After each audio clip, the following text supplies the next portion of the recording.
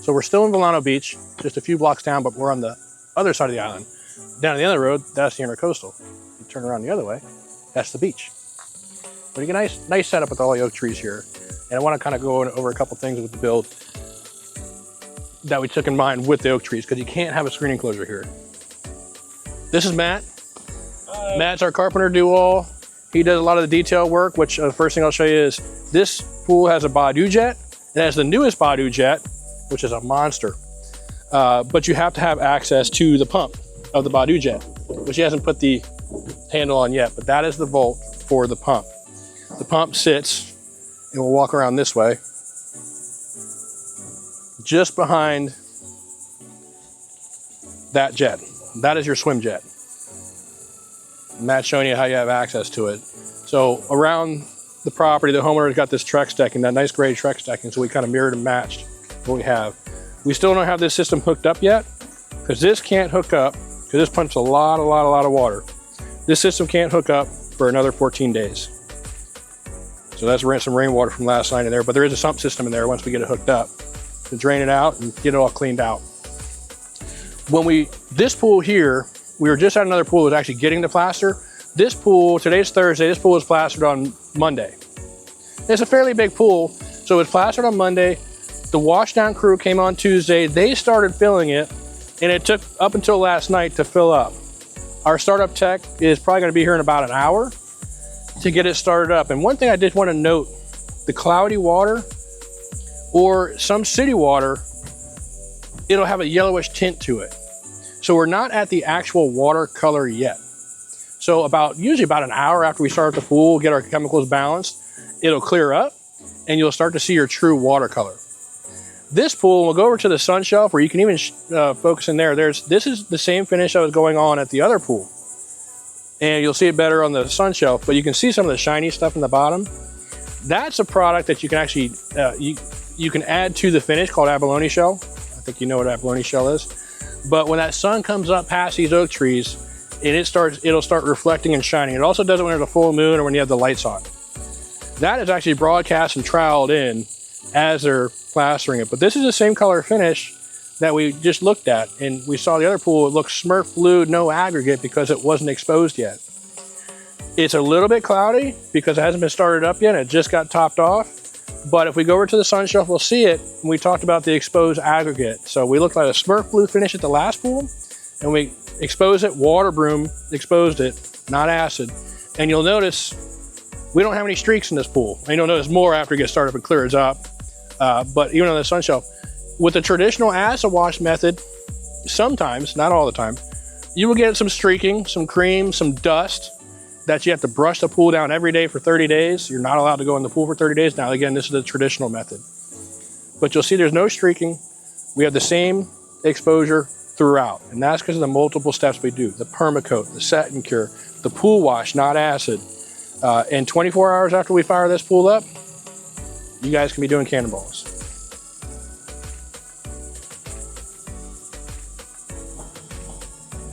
In our pools, which is hard to see, I want to go back to the oak trees and what we do. We put two commercial floor returns in all our pools, which you can zoom in and focus on that.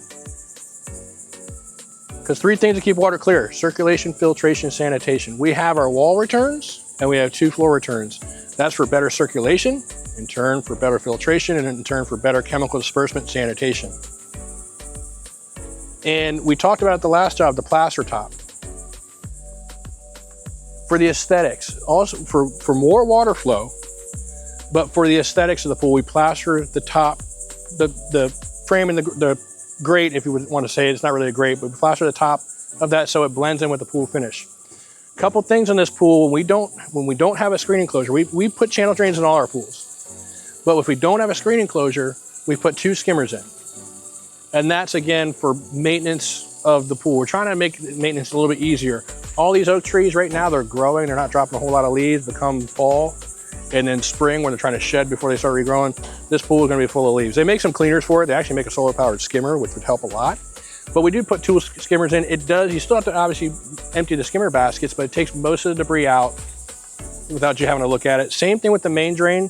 the channel drains take a larger debris, remove a larger debris. Now it will go into the pump basket, so you have to empty that, but at least it's not in your pool so much.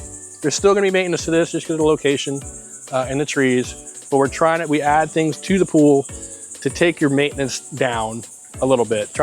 We work so hard, we come home, we wanna enjoy everything you did, especially your investment you did, so we wanna make that a little bit easier for you. There's always maintenance, everything requires maintenance, but we're trying to make it a little bit easier for you.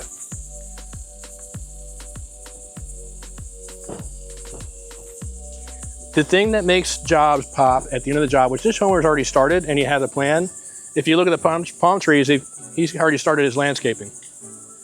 Once we fire this pool up, I think next week he has the landscaping, and that's what really finishes the job.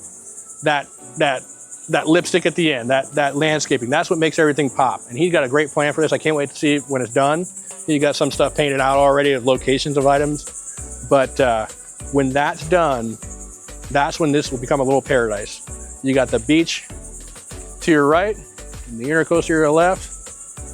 This homeowner did a really nice job with his location, if you ask me. Matt over there, again, devil's in the detail. We had to cover that trough somehow, so it's when we're with that body jet. Same thing with our equipment pad. This area is a little bit prone to flooding. That's why a lot of these homes are built up. You can kind of see you got a bulkhead around this. We built the platform for our equipment. We took in mind that of what he already had existing down, so we wanted to mirror and match what he had. So we lifted his equipment, and he's already got a bulkhead here, but we lifted equipment even more, just so he doesn't have to replace it. Homeowner insurance will typically cover it. We do put surge protection on all of our equipment. We don't do the full house, we just do the pool equipment. That's for lightning strikes, not to say it won't happen, but some homeowners insurance companies will not cover it unless you had surge protection. If you had surge protection, it still fries, your homeowner's insurance should cover it. Now, that all depends on your homeowner insurance, so don't quote me on that. But that's one of the extra things that we do, and it happens more often than not. Especially here in Florida, it's this time of year, and really depending on where you live. And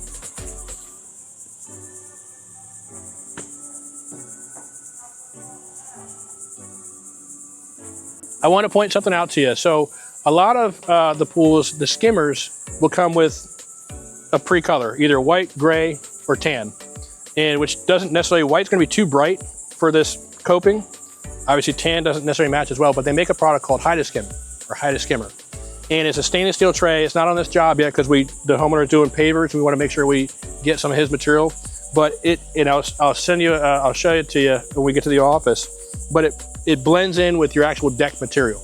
So just like our main drain, how we plaster the top, we're taking that skimmer top and we will put Hide-A-Skim in there, and it's gonna have some coping material and deck material in there, so it flows. You don't have this piece of plastic sitting in the middle of your deck or against your coping that looks somewhat out of place. Has to be there. Part of the project and part of the process, part of the maintenance, but now they have a product called Hide-A-Skim, which really makes the aesthetics. Again, you're looking for functionality and the good looks. So we want to give them both.